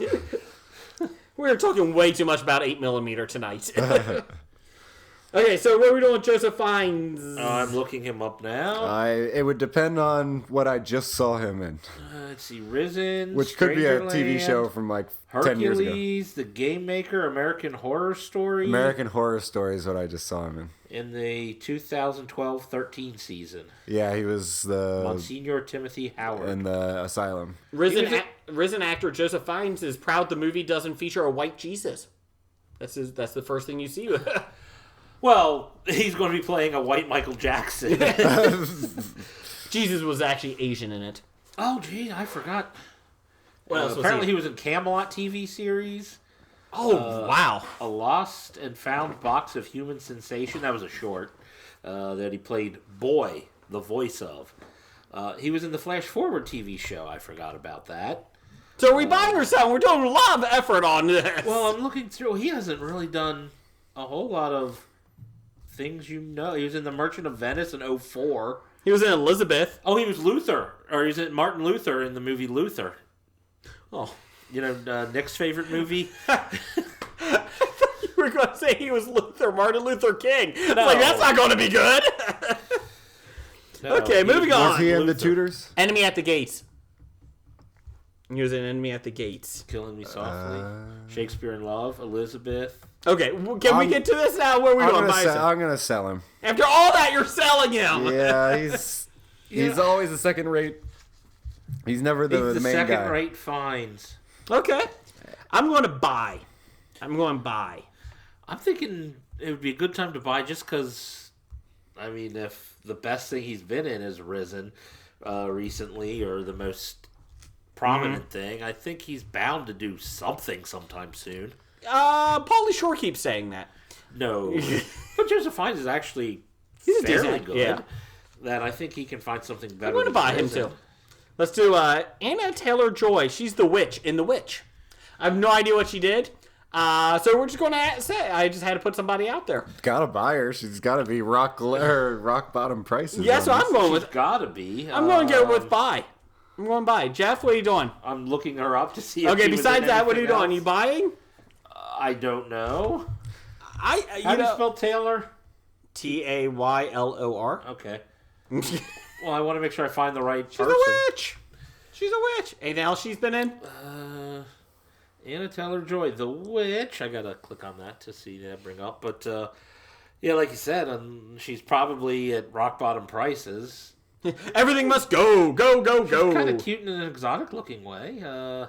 She was in the Atlantis TV series, There's an Atlantis TV series. apparently. Okay. Vampire Academy. She was feeder girl, uncredited.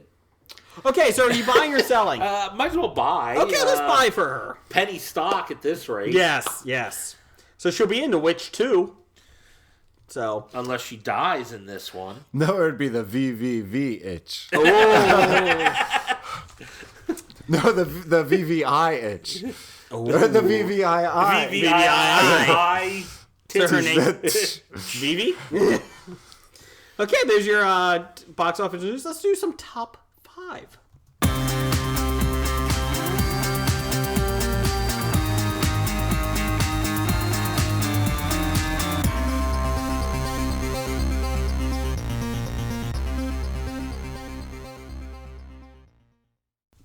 All right, Jason, why don't you let us know what our top 5 is this week? From the good chaps at 365+1 Flicks Podcast. They did a good one on their Facebook page. Top 5 fictional villains for the Suicide Squad. All media. So if you're putting together your own Suicide Squad from all fictional villains? Villains? All the VVV. fictional villains in all The media that you can choose from. Literature, movies, comic books, TV, doesn't matter. Commercials. My Own Imagination? No.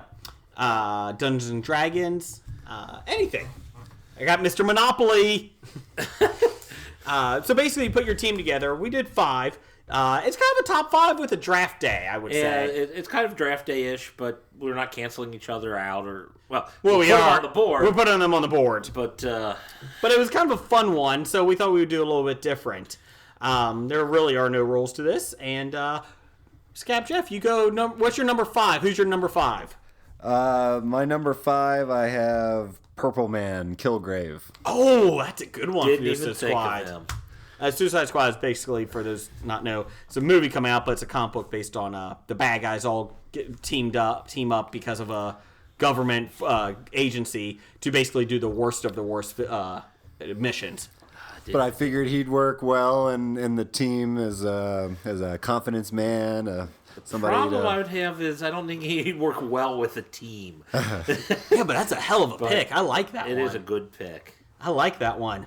This one could get really... Because I am very proud of my picks, and I feel like everybody's going to have some really good picks on this one. I gave it thought. So. Go ahead, Jeff. You can go.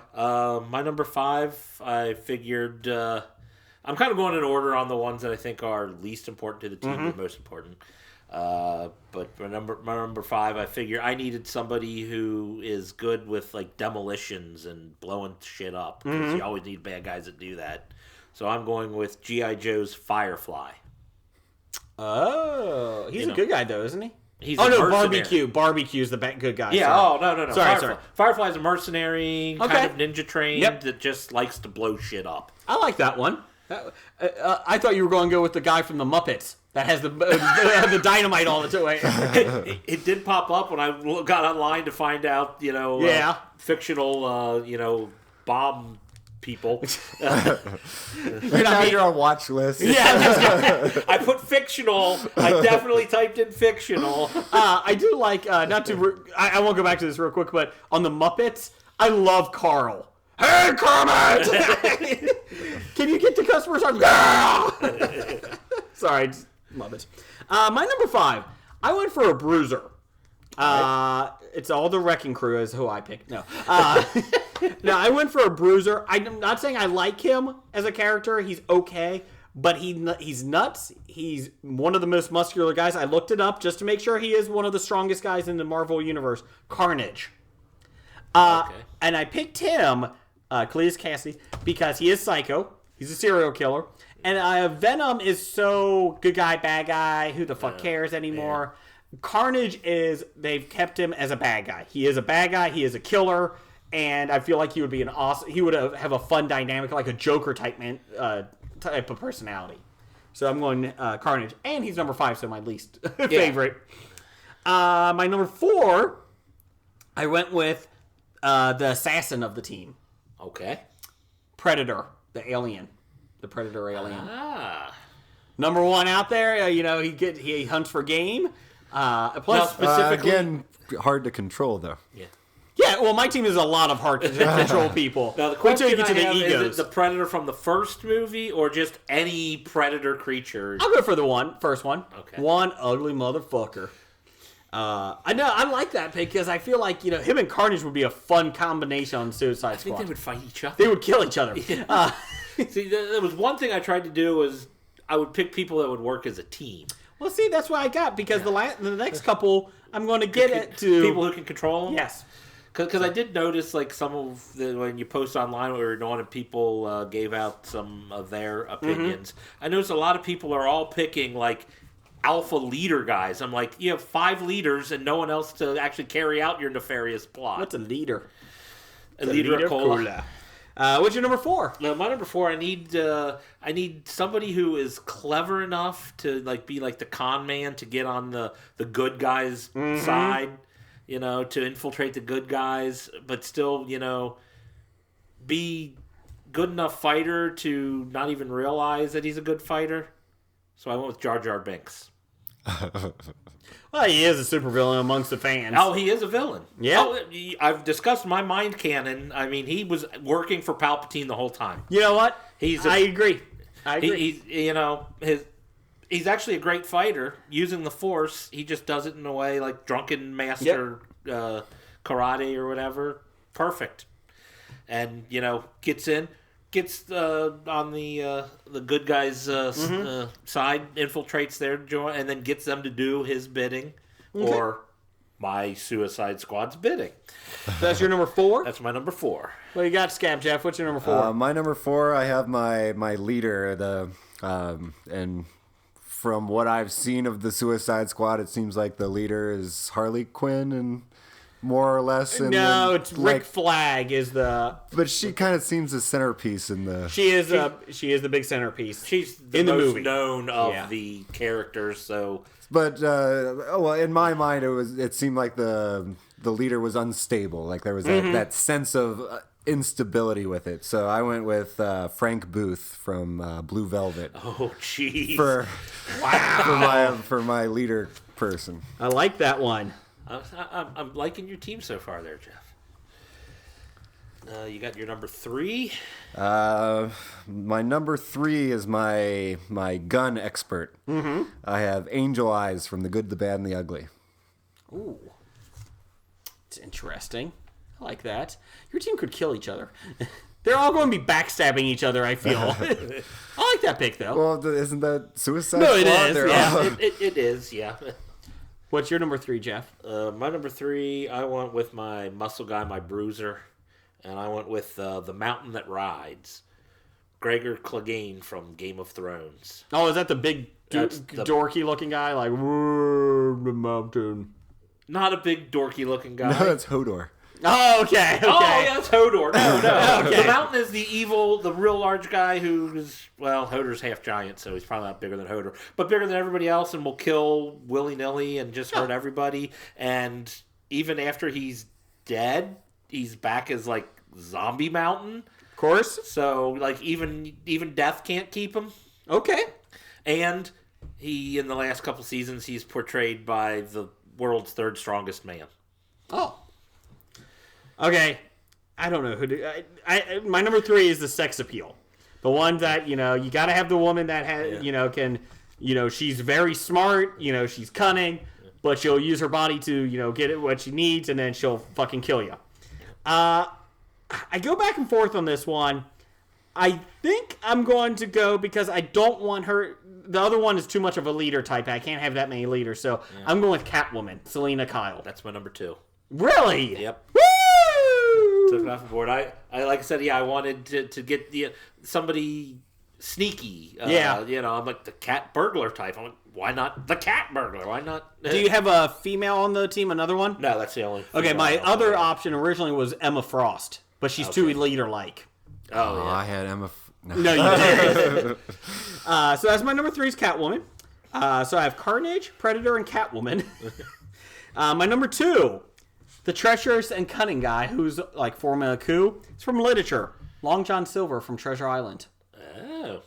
The whole half the book. I don't know why I would want him on my team though. Because I need that guy that can infiltrate, like, The guy who's going to be treacherous and cunning against the team? Well, he can, sneak in and try to be a good guy, and then he's really not. Half the book is he's trying to be, nice. Or, try and sneak his way in, and then... Half the book, he's trying to overthrow the pirates. Quietly. Well, the pirates are his team, and he's trying to take over the lead. That's the kind of guy you don't want on your team. That's who I want. He's on your team, because your team is just going to kill each other anyway. So... Carnage starts gnawing off the peg leg. So, yes, I got Long John Silver. All right. My number 2 is Catwoman. Okay. It's Scab Jeff. My number 2 is my blade expert, Shredder. Oh, I thought you were going to go with Blade. Shredder. You have a very unique team. Now, Kevin Nash playing him, the wrestler, or the cartoon? The cartoon Shredder. Or the comic book? The Ninja Turtle Nemesis. I like that one. That was, which one was that? That was his number 2. My What's your number 2. 1? My number 1 is my brute. I have Bowser from Super Mario Brothers. I like that one. You should have just done him and all his kids as the Suicide Squad. I like that. That was a good one. I like Bowser. Who's your leader? Frank Booth. That's right. Jeff, what's your number 1? My number 1, I got my leader. This is the guy who the whole team revolves around, and pretty much the one person who you would want to be making your plans, because he's always 1 step, 3 steps, 5 steps ahead of everybody else. I think we're going to have the same one. Professor Moriarty. That's my number 1. Woo! Taking off. We're pretty good. We both got Catwoman and Catwoman and Moriarty are on our Yep. Suicide That was my Squad. number 1. Did you both have it as 1 too? Yeah. Yeah, he had Catwoman as 3, but Moriarty was 1. He was the first one I picked as the me leader. too. Yeah. I'm like that. If I'm starting, that's where I'm starting from. Yeah. I didn't even think of him. I probably would have picked him as my number 1 as my leader. Yeah, but Purple Man is a good one. I like him. Purple Man was a great choice. I actually did one extra. I did the government guy that got everyone together. Oh, like the Amanda Waller type? Yeah, the person that brings them all together. Captain Dudley Smith from L.A. Confidential. James Cromwell. Oh, yeah, he's dirty and crooked. Is that not a good one? I like that one. He's the one that can keep them in line. He's You hope. Yeah. Oh, I'm sorry, Carnage. What are you doing? Whack! So, I don't think he can keep Predator in line. So I got Captain Dudley Smith gets this team together from LA Confidential. I got Carnage. I got Predator as my assassin. Carnage is my brute. Catwoman as a seductress thief. Long John Silver as the cunning coup guy. And Professor Moriarty as my leader. Jeff, who do you got? Yeah, well, I did this as I was the one putting the Suicide Oh, Squad okay. together, so they're all working on. So that's why I got Moriarty. So to start with, just so he's going to be in charge of handling everybody else. So, Okay. like I said, I got Catwoman to be my thief and my Seductress. I got the Mountain Gregor Clegane as my brute. I got Jar Jar Binks as my con man, and I got Firefly from G.I. Joe as my demolitions expert. Firefly is the one that does not fit with that rest of the group, I feel. I think he fits. He's a demolition, but just like seeing them in person, like, Jar Jar Binks looks like he'd be hanging out with the Mountain. I mean, they're like buddies. It could be like a Colossus Wolverine thing. He picks him up and throws him. Fastball special. That's right. What's yours, Scab Jeff? My brute was Bowser. My blade expert was the Shredder. My gun expert was Angel Eyes from Good, Bad, and the Ugly. My leader was Frank Booth from Blue Velvet, and I had Purple Man in there. That's a really good team. I like it. I like how Bowser fits in with them. We did have some quick listener feedback answers. Pam. Cousin Pam. He's not part of the superhero / villain world. He kind of is, though. Otis Driftwood from The Devil's Reject would be awesome in Suicide Squad. He would be. He's crazy as fuck and doesn't care about killing. And when missions are done, he even killed the rest of the squad. No witnesses. He's got a point. Jeff, why don't you read the next one that Chris from 365 Flicks Podcast Now I had. got to bring this back up. Never mind, I got it then. He's got Hans Gruber from Die Hard. The Joker. Voldemort. From Harry Potter. General Zod. Loki. And then he added Darth Vader. Yeah, see, I can't see Loki and General Zod and Voldemort ever working together in any way that's beneficial to any of them. You don't know that. That's why I saw that. I'm like, they all want to be the number one guy, and it'll self-destruct. Doug, number one fan, had his Suicide Squad: Dopey, Happy, Bashful, Sneezy, Grumpy, and Sleepy. So Doc isn't in his Suicide Squad. No. And then we also got two more here real quick. Devin, Big Dev. He's got Snake Oil, has Dr. Hannibal Lecter as his number one. That's a good one. Professor Moriarty 2. Could you see those two going at it? No. Ra's al Ghul number 3. Saint of Killers from Preacher, which is a hell of an assassin. And Bane number 5 is the Brute. Honorable mentions because he Hobie the shit out of it. Mr. Fantastic from any Earth except Earth 616. Because he's always bad in every other universe, it seems like. And Zoom from the Flash TV series. And then Kevin, he's an asshole from 365 plus 1 plus That'd podcast. be arsehole. Arsehole. Shite. Number 5, Larry Valentine. Number 4, Eric Lamonsoff. Number 3, Scott Voss. Number 2, Doug Heffernan. Number 1, Paul Blart. Oh, wait, sorry, this is Jason Brigger's list. Give me a minute to think. They're all Kevin James characters. And he's told me stop leaving my notes lying about, and he won't copy. You can go fuck yourself there. Shite. I suppose my honorable mention would have been Wentworth Miller's Captain Cold. Oh. I could have just put Wentworth Miller in there. We're trying to get Wentworth on Hobie. I keep tweeting him. Yeah, he's going to be putting out he's blocking me. Disorder against you. So, anybody have a bad idea of the week? Anything I have would be about flooding my basement. Okay. Don't have bad idea number 802. Don't have pipes older than 50 years old. Or certainly don't keep anything of value in a place where your sewers can back up on. Well, they can't all be winners this week, folks. Yeah, that's why it was bad idea 1,842. Okay, I'm putting it down. We have 112 bad ideas. Come on, people. So, Scab Jeff, thanks for coming along. We'll see you next week when I get 100% of my picks right on the Oscars. I feel pretty good about it. 100%, you mean you got one right? I feel pretty good about it. I feel I got 2 coming to me. I got 2. You got 2. I don't think so. But yes, so thank you, Scab Jeff. And Roger says goodbye. Goodbye. From Walking Dead to Talking Heads, from comic books to TV sets, there's a history of not so bad. There's the history.